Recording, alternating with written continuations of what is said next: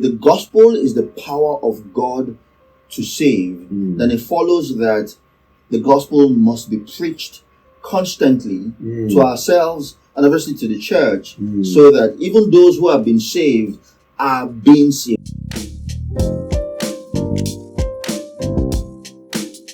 Welcome back, and this is still Biblically Speaking, and still with me here is Pastor Osinachi Moko. Pastor Osi, I have a question that really bothers me.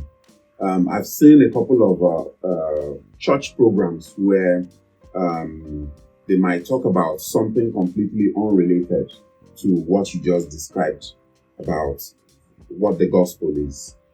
Let me give you a random example.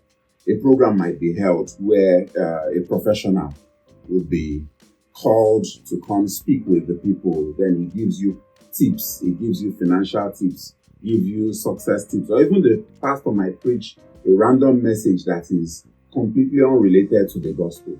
And at the end of the program, the pastor would make some sort of altar call and say, okay, everybody come out. If you want to accept the Lord Jesus, please come to the altar.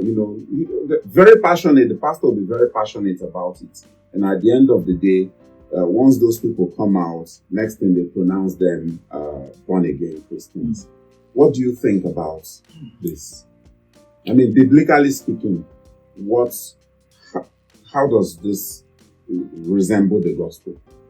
Yeah, so, I mean, first of all, we must say that the breadth of teachings that exist in the Bible.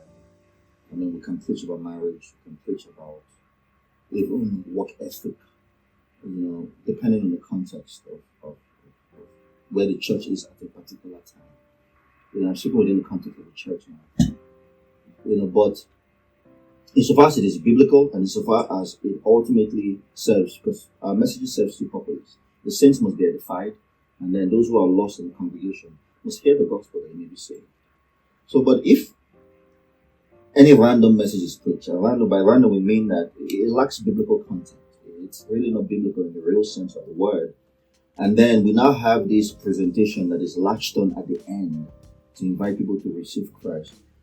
The people have been done a disservice. Now think about it this way.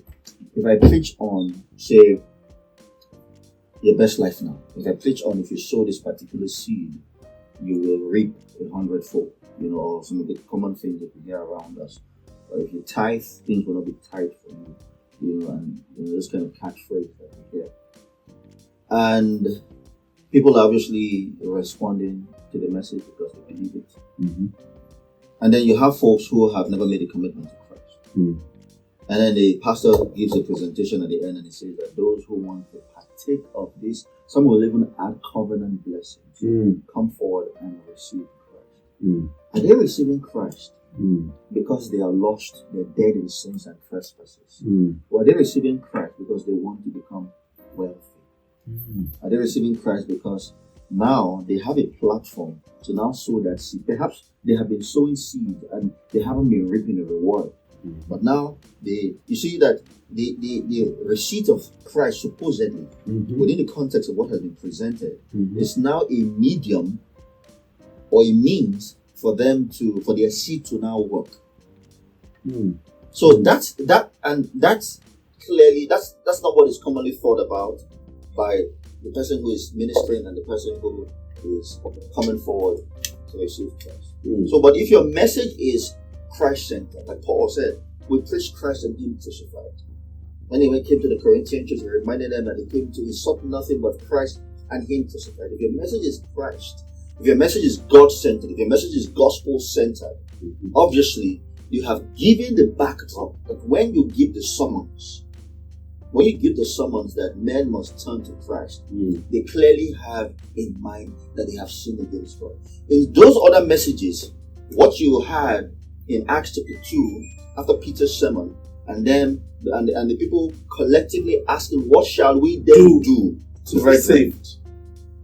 You realize that that can come up in those kind of situations because they're not really wanting to be saved. They want they want their lives to be bettered. They don't want to be saved or delivered from sin. They haven't seen how sinful their condition is. It is impossible to see the true extent of their nature, their sinful, corrupt hearts in that type of context.